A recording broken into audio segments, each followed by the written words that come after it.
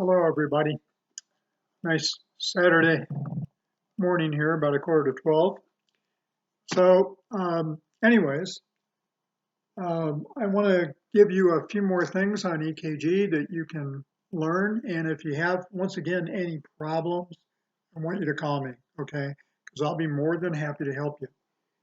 All right, there's an old saying, and I think I mentioned this when I talked to you last. I heard it, I forgot it.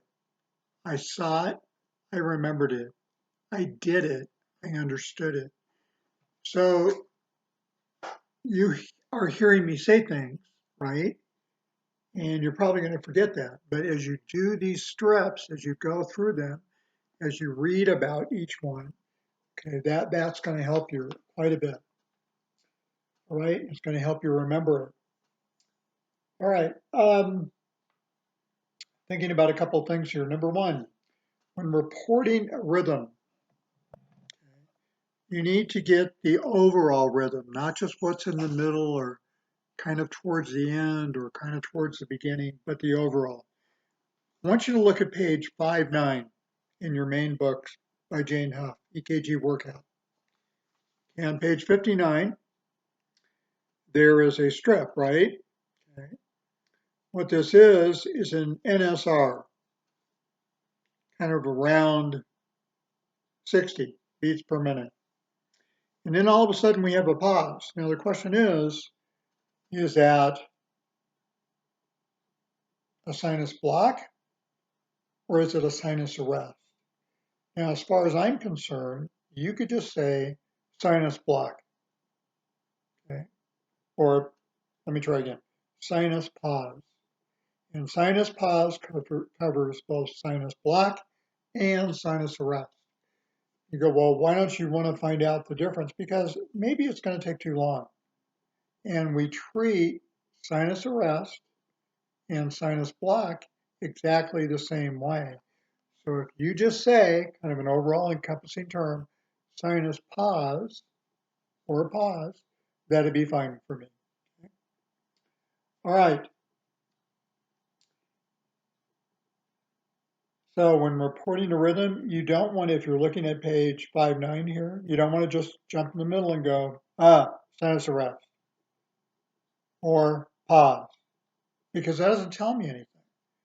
You always want to tell me the rhythm interpretation, normal sinus rhythm, atrial rhythm, junctional rhythm, ventricular rhythm, and the rate, okay? So here we got an NSR, right? And the rate is close to 60, okay? And then I can talk about what I see in the middle or a little bit on the side. But what I'm giving you is the basic underlying rhythm, the interpretation of it, and the rate. That's what I want to know if you report something, not, okay, hi, let me tell you something. I marched out the P waves and they march out, and the R waves march out. What have you told me so far? Nothing, because I don't even know what you're talking about. Okay? So you give me the rhythm interpretation, normal sinus rhythm, ventricular rhythm, whatever, and the rate. And then you can talk about what's in the middle or on the side. Okay? Hope that makes sense. Okay, ST segment, when you look at it, the ST segment has a plateau phase, which is kind of a straight line here. It's kind of like looking at the J point and then you go flat again. Okay? So the ST segment, when you look at it, is the plateau phase of ventricular repolarization. Okay, think of it. You're climbing a mountain, right? You get up to a flat part. What's that called? A plateau. So the ST segment is the plateau phase of ventricular repolarization. And the T wave, T as in Tom wave, is the rapid phase of ventricular repolarization.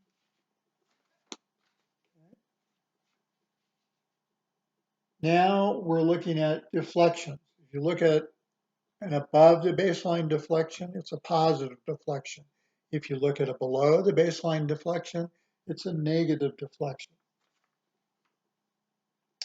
Amplitude of a wave is measured in voltage, also in amplitude. So we could also say a wave is 5 millimeters high, or this wave is 10 millimeters deep. Okay, so that's a measurement of amplitude or voltage. The other thing about that, remember I told you when you start an EKG, you want to standardize it, and one of the things that standardizes it is the voltage. And so you want something that looks like a Lincoln top hat coming out positive, coming over and dropping back down again. And that should be 10 millimeters high, 10 little blocks high. That's also a measurement of 1 millivolt. You also want to give the speed of the paper coming out at 25 millimeters per second. Remember, each little block is 1 millimeter high and 1 millimeter wide, right? And so therefore, it's also one little block is 0.04, okay, in voltage, okay? Now, we're looking at this again, and I'm about to tell you, as an advancing wave, what's that mean? Well, the sinus node sends off what? Positive charges. How's that look? Kind of like you're dropping a pebble in a pool of still water, and then the rings come out. An advansive wave of positive charges as they move toward a positive skin electrode gives you a positive upward deflection on the EKG. If an advancing wave of positive charges moves away from a positive skin electrode, that is a negative deflection on the EKG. Got that? Okay, an example. Lead 1, as you move towards the left arm, is positive. Okay? So is V5 and V6. It's positive. Okay? But what about AVR, augmented voltage right arm? Do the charges move kind of like this and go up towards the right arm? Or do the positive charges, the wave of positive charges always moves downward and to the left? Okay? Downward and to the left. Not like this, not upward towards the right arm. So if they move downward and to the left, okay, that is a wave of positive charges moving towards a positive skin electrode. Once again, if they move away from a positive skin electrode, you're going to get a negative deflection.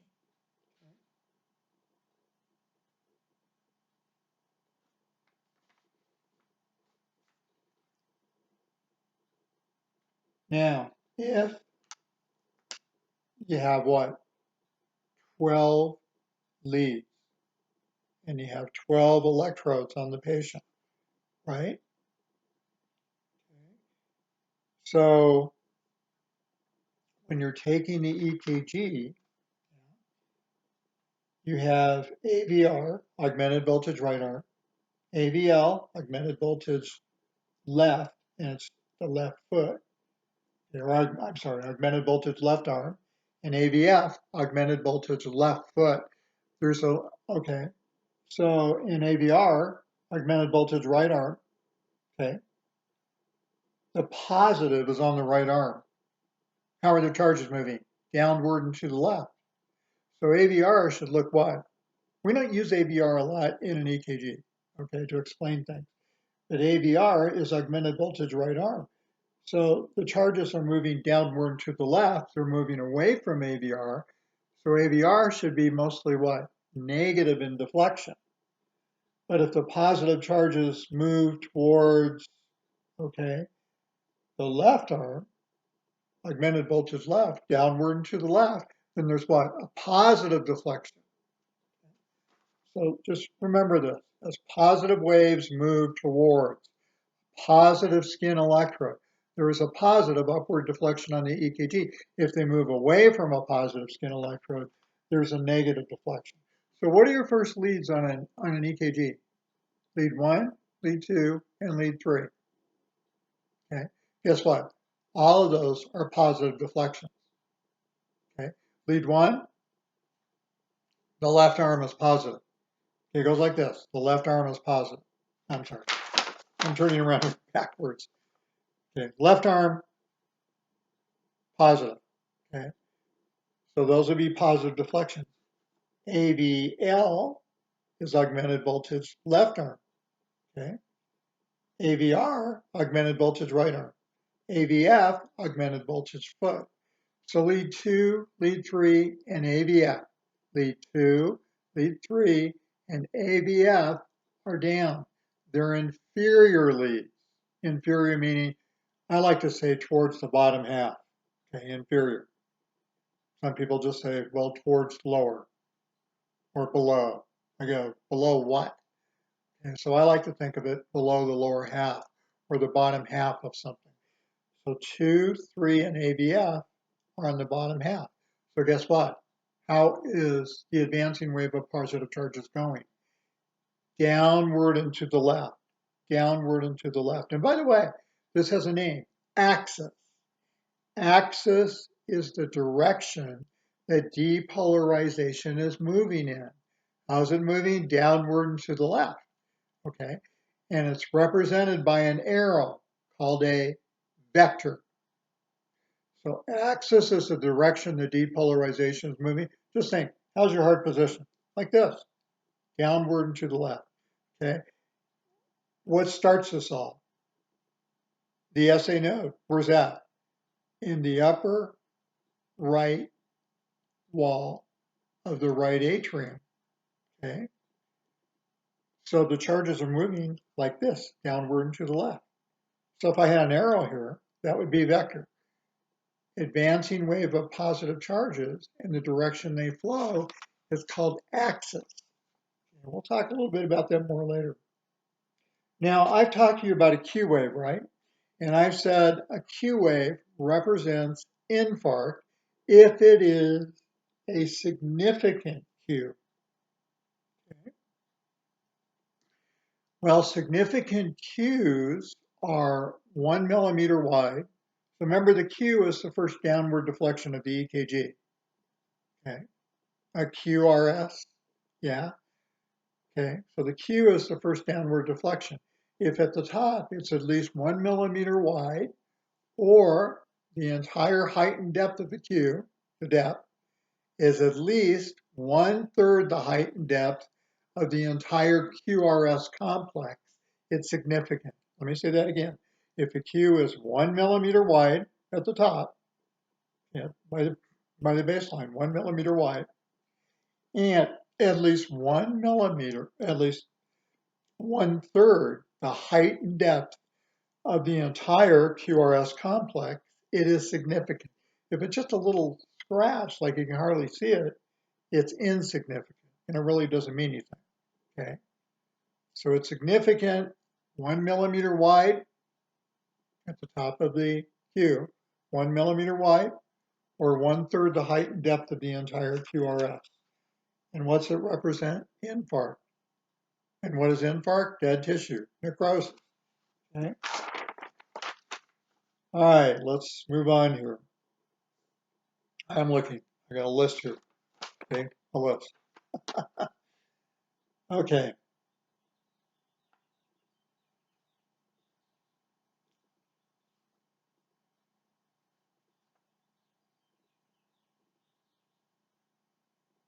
Leads 1, 2, and 3 are bipolar leads.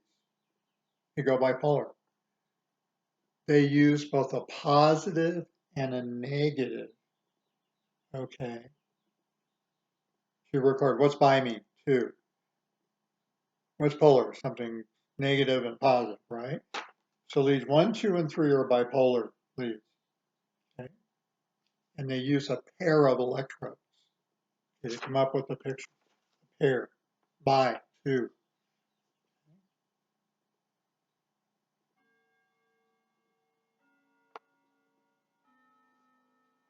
I'm looking. The bipolar, it uses a positive and a negative. That's the pair, right, of electrodes. Leads AVR, AVL, and AVF are unipolar. One, like a unicorn. Yeah. Unipolar, like AVR, the right arm is positive. AVL, the left arm is positive. AVF, and they're talking about left foot, is positive.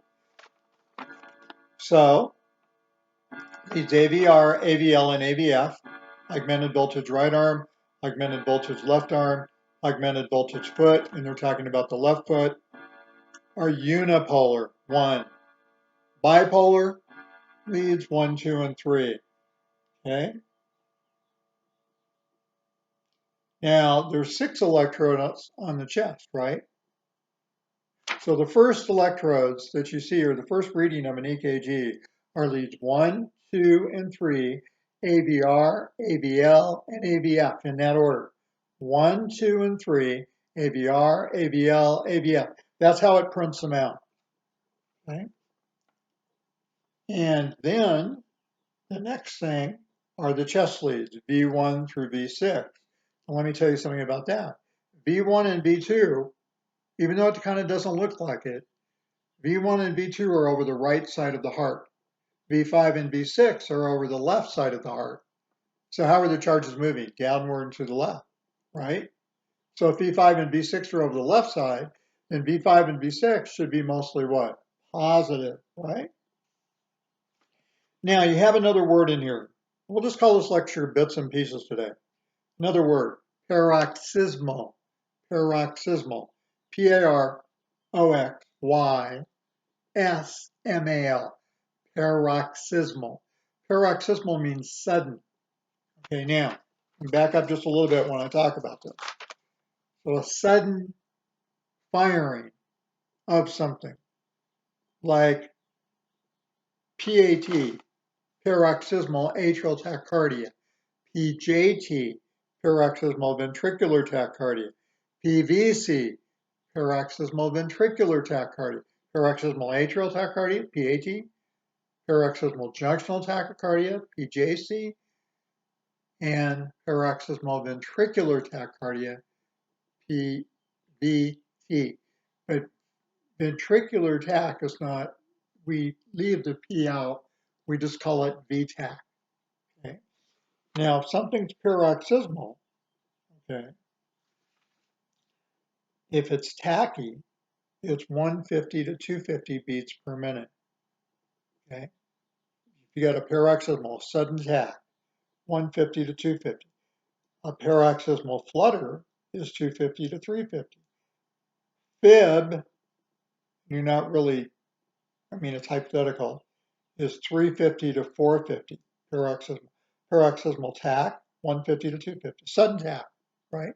An irritable focus, varies between 150 250. Tach. Flutter, 250 to 350. Fib, 350 to 450.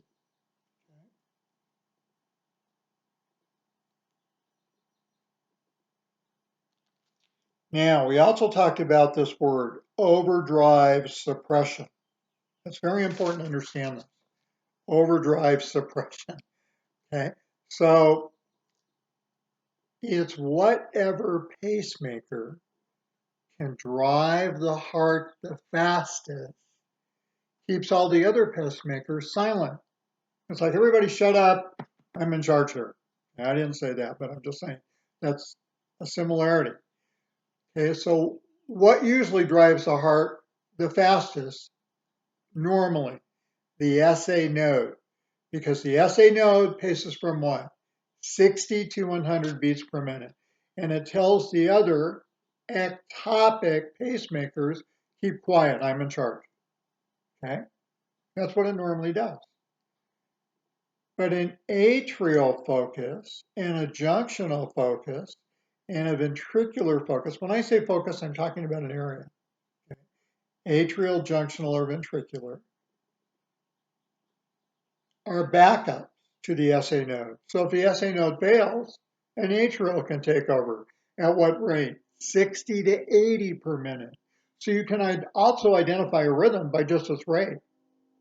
If you're looking at rhythm in somewhere between 60 to 100, you could maybe say, there's other things that play into it, it's nodal sinus node is driving it. That's what the sinus node drives it at, right?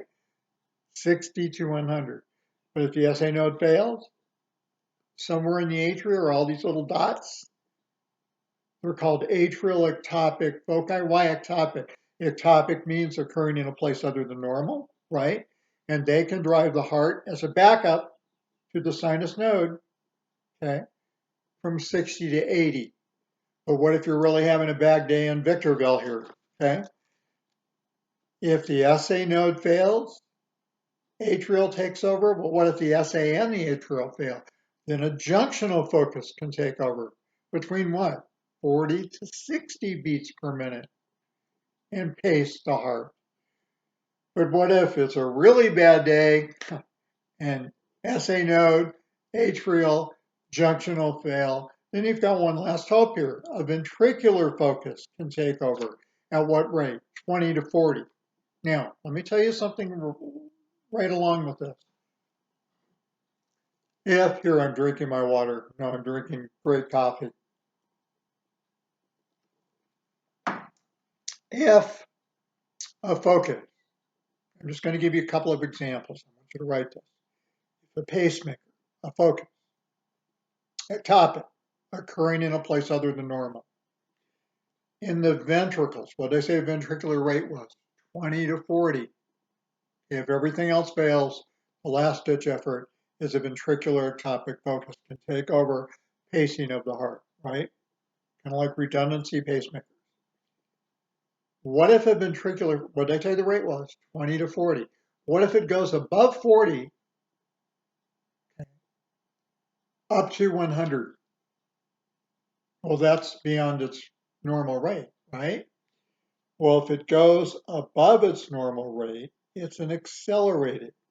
It's called accelerated ventricular. Why? Because ventricular only paces from 20 to 40. But if it goes up above 40, all the way up to 100, it's an accelerated ventricular focus. Okay. What if you have junctional? Junctional paces from what? 40 to 60.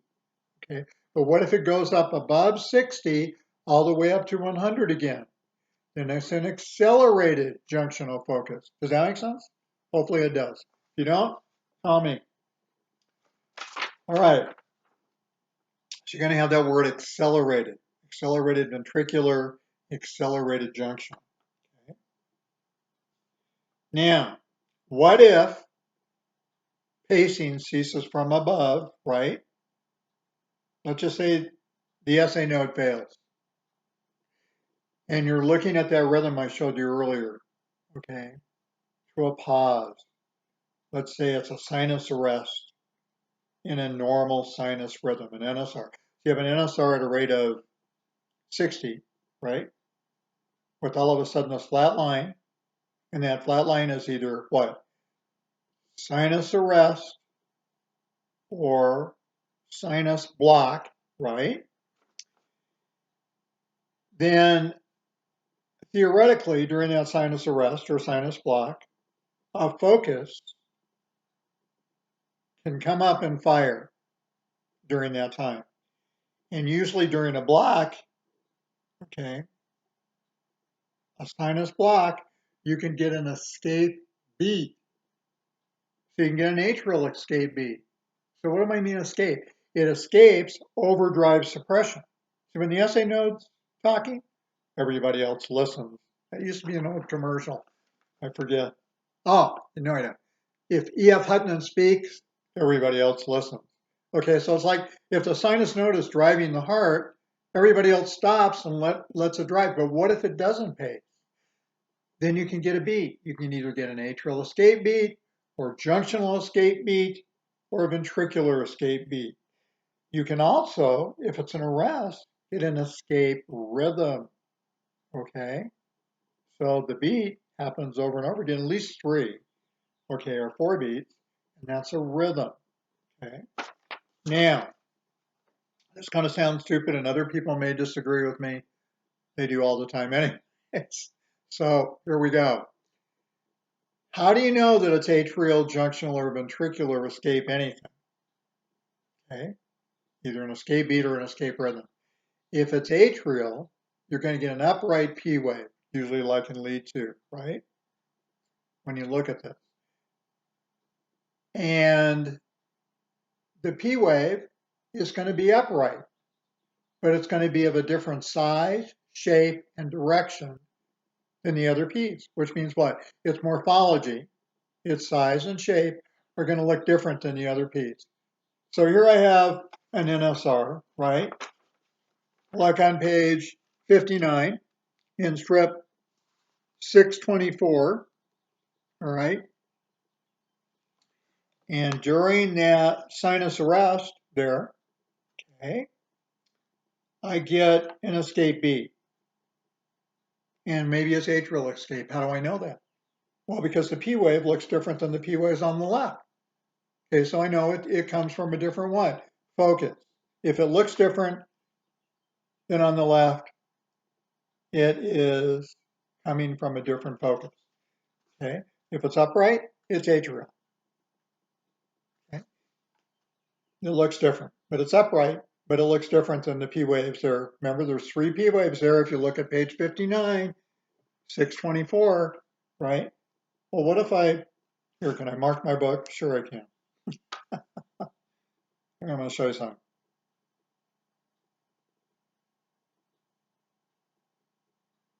At least I'm going to try. I was absent the day they taught drawing in elementary school. Okay, here. I don't know if you can see this really well, but here, I made a P wave. Okay, it looks different.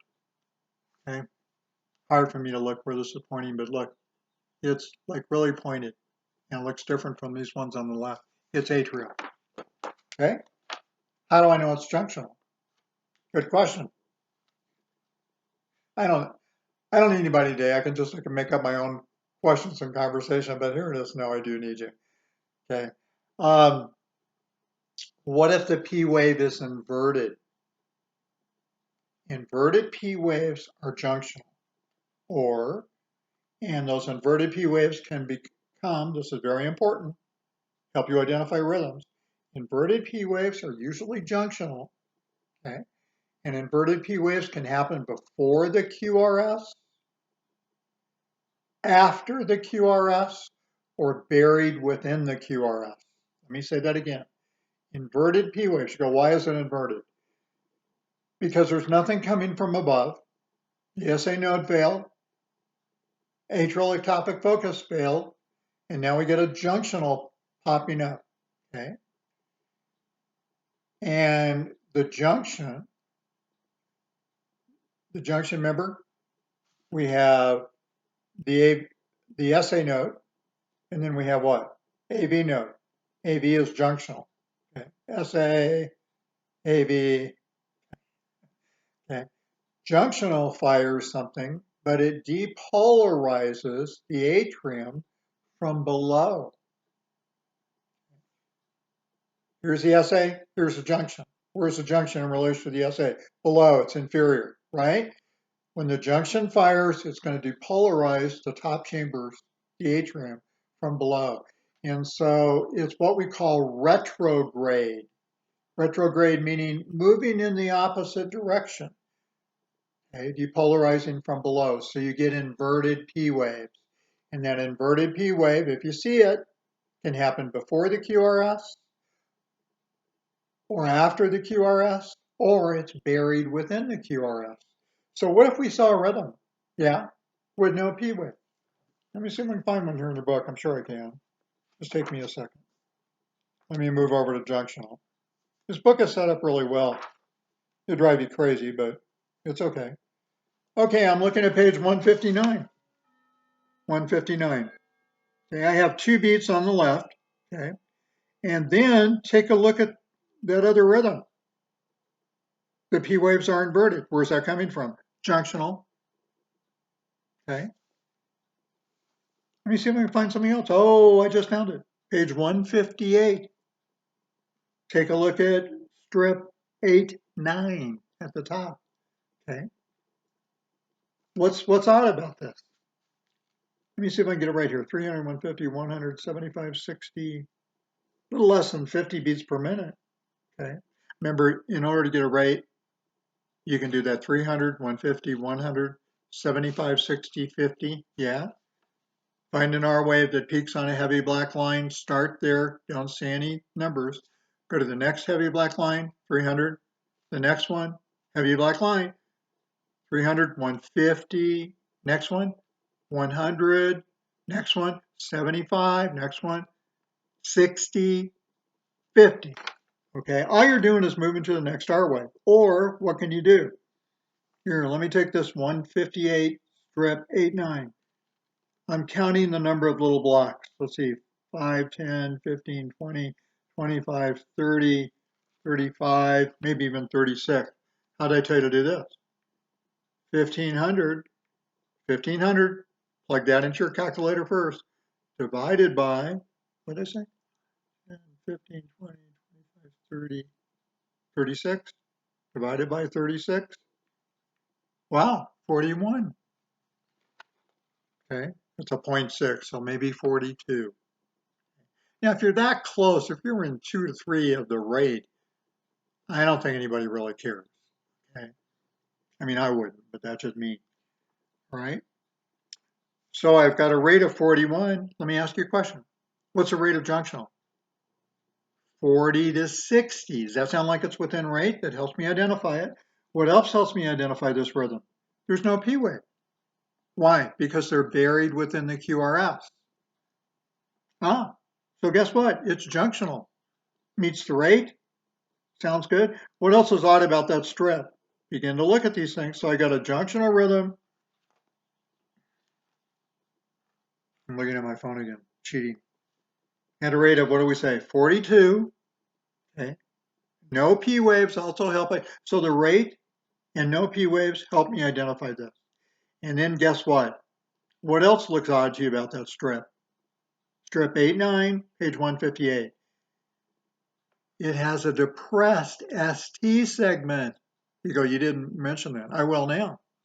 Depressed ST segments, okay, are present when there is a subendocardial infarct. You go, what's that mean?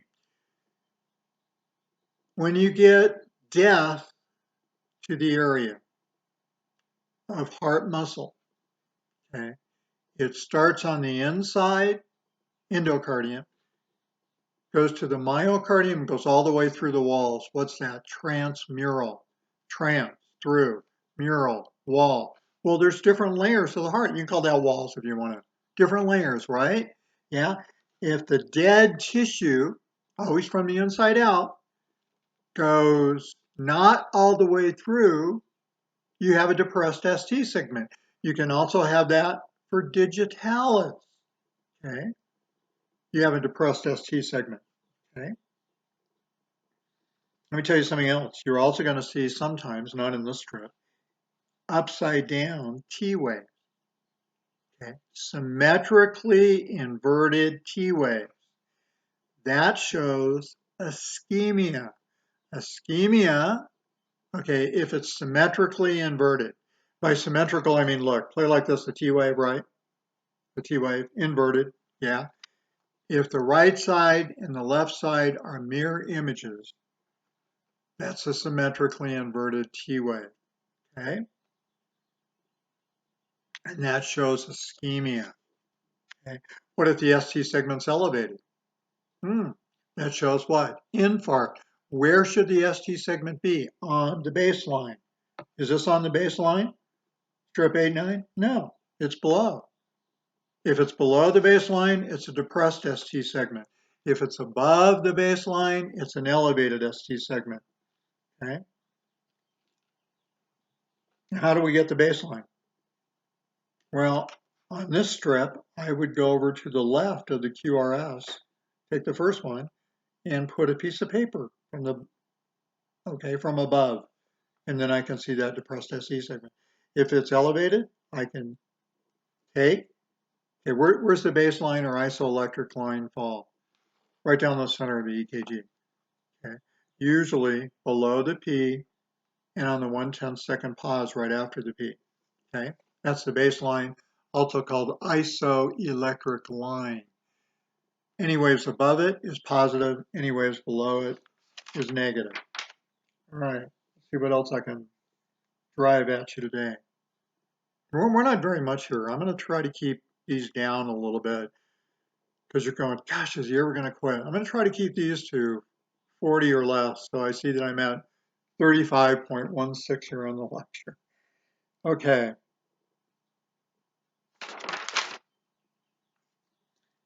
You're going to run across something called a P prime. Let me say that again, a P prime. Let me show you how your books might kind of demonstrate that. All bunched up here in this chair. I need one of those new desks. What do you call those, Vera desks? Yeah.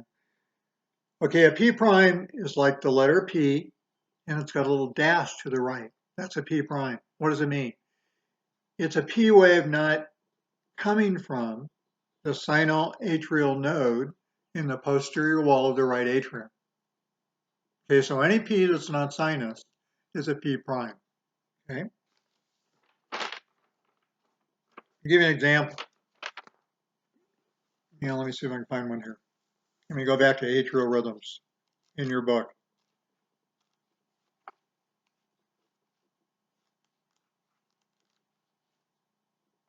I'll know I'll find it before next Christmas. Okay, take a look down at the bottom of page 87. Take a look at strip 7.4. Okay, notice that's a tachycardia. Okay, and you go, well, yeah, but and the rhythm's irregular. And what do we call that? MAT. What's that stand for? Multi, meaning many, focal, different areas, right? Multifocal, atrial tachycardia. Take a look at those P waves. Do they really look the same? Now they almost do, but if you start over the left and move to the right, always read an EKG from left to right, they all look different. Okay. So that's the idea. If the P waves look alike, they're coming from the same area. If they don't look alike, they're coming from different foci. So a P prime, every one of these P's here, at the bottom of page 87, strep 7.4, yeah, are P prime. Why? Because we're not coming from the SA node. Okay. Now there may be one or two, but I really don't care. Okay. All right. Always read strips from left to right. Don't jump in the middle. Now, I talked to somebody the other day for almost an hour, and I enjoyed it personally. It was after our meeting. Oh, and by the way, we're having another meeting, and hopefully Mr. White gets this right this time. This is all new to me. That's my excuse. I love excuses. I talked to one person in one of my classes. Can't remember when. Maybe 15 years ago. I can remember, but I can tell you. Okay. And at the end, he or she forgot. Actually, I didn't, but we'll just do it that way. The names and places have been changed to protect the innocent. Yeah. Okay. So here it is. Comes up and tells me the reason they're failing. Ready? Is because their parents fight. His parents or her fight. I'm going, really? Mine fought all the time. In fact, when they weren't fighting, I thought something was wrong. Yeah. If I get peace, I don't know. I just feel like something's wrong somewhere. Okay. So my parents fought all the time. Now, that's the reason you fail? No. All right. And one more thing. When I'm lecturing, like in class, it won't happen here. Maybe it may happen on one of our meetings. So the meeting is this coming Wednesday. Here, let me pull out my other calculator. This coming Wednesday? Yeah. Which is, oh my gosh, hold on. This coming Wednesday. Now, why it's hard for me to read a calendar. This coming Wednesday is April 29th. When? At 6 p.m. 1800 hours. Okay. 6 p.m. the 29th. I'd like you to be there. And here's the other thing. A lot of you are silent, and that's okay. I mean, if you want to be silent, that's fine. But before the end of the semester, I'd like every one of you to call me sometime and tell me how's it going. You know, how you doing? Now, throw something else in here. So every Wednesday we're having a meeting, unless it's a final or a midterm. And on the midterm and final, I'm going to tell you right where I am on this. Here's the big hint. All the questions that I've asked you thus far in quizzes can be worded slightly different, but that's the midterm. And guess what? Maybe the same thing for the final. I might ask you, what is the normal rate of a junctional ectopic focus if it takes over, if pacing is ceased from below? Okay. And you're going to say 40 to 60. But remember that tachycardia stuff. Any irritable focus from drugs, from coffee, yeah, an ectopic focus can take over if it becomes irritable and fire very fast. And then what? When it fires fast, it what? Overdrive suppresses the rest of the foci. So it becomes, maybe for a short time or a long time, okay, in a couple of beats or rhythm, the pacemaker. I asked a person a while back, they were going into, if I can remember this correctly, a lady's child, kept going to the emergency room. And I think it was because of atrial fib. And then, they'd give them some meds or do whatever, cardiovertin, whatever. Okay. And, so they would go all the time. So I talked to another friend of mine who was teaching nursing. And they were going to put in, he said, well, maybe they'll put in a pacemaker. I go, well, why would they do that? And he goes, because the pacemaker, to get atrial fib, will kick in, yeah, just briefly, and overdrive suppress this rhythm and bring it back to a normal sinus rhythm. Get it? So whoever drives the fastest is the pacemaker.